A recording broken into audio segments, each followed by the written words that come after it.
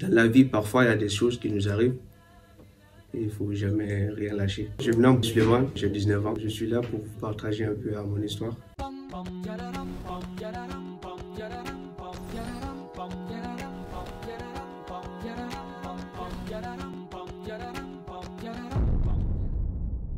Donc il y a un couscous qui est en préparation?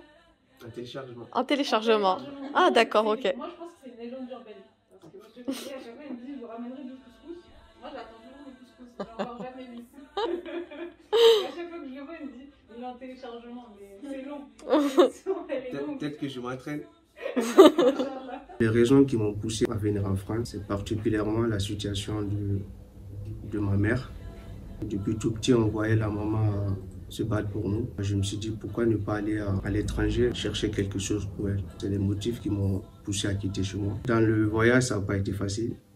J'ai rencontré pas mal de preuves.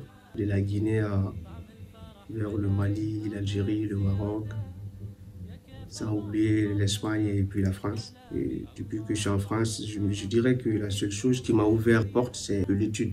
Je me rappelle, quand j'étais nouvellement venu, j'ai fait un test. Et l'assistante, quand elle a vu le niveau, elle a sollicité à ce que je sois scolarisé. Mon prof de français m'a énormément félicité. Il m'a dit que c'était la première fois qu'il ait affaire avec un élève étranger avec un niveau pareil. Les années 2018-2019. J'habitais dans une famille algérienne que j'ai croisée au foot. J'ai personne en France. La famille, elle m'a pris chez elle. J'ai passé 2 ans avec la famille en cherchant à trouver une solution pour moi. Et dans ces 2 ans, tout s'est bien passé, alhamdoulilah.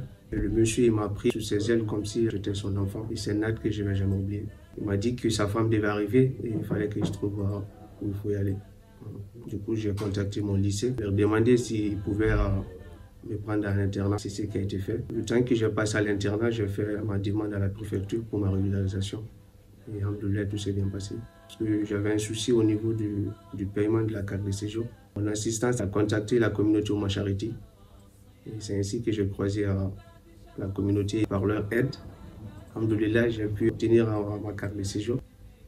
Et ce que j'ai appris aussi, c'est que quand mes 2 parents ils étaient vivants, ils faisaient du bien autour d'eux, du voisinage, tout ça. Nous, à l'époque, on ne savait pas c'était quoi vraiment le but.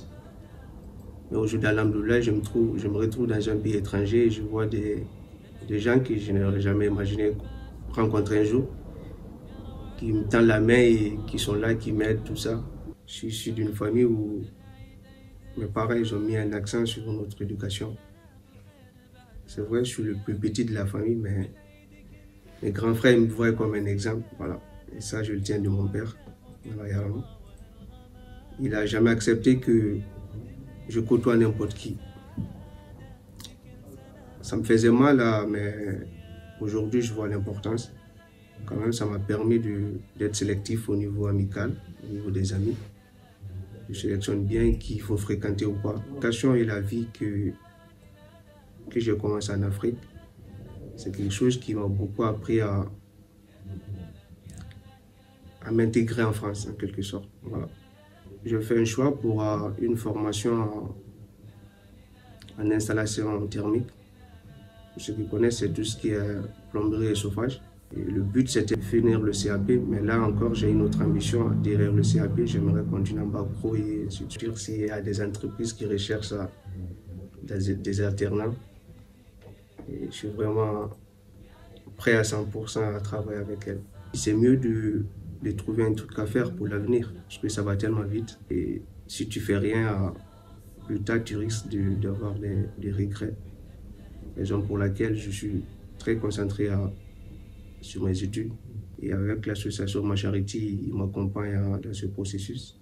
Et aujourd'hui, je dis alhamdoulilah, tout se passe bien. Et bientôt, je vais finir le CAP. Je vais demander à l'association également pour passe permis. Tout se passe bien. Bientôt, je dois passer le code. Il y a aussi le côté alimentaire, avec au moins l'aide de la communauté qui me passe des cartes chaque mois pour m'acheter des trucs à manger. Le fait qu'il m'ait trouvé où abriter, voilà. Parce que avant, je n'avais pas de toit. Quand je dis toit, c'est un peu à avoir quelque chose où dormir enfin. Donc, c'était un peu difficile pour moi. Mais avec Ouma Charity, au moins, ils m'ont trouvé quelque chose. Mais moi, plus tard, je me dis, si tout va aller mieux, pourquoi ne pas intégrer l'association, mais faire un peu le bénévolat pour elle. Quand je vois ce qu'ils sont en train de faire pour les gens, C'est incroyable.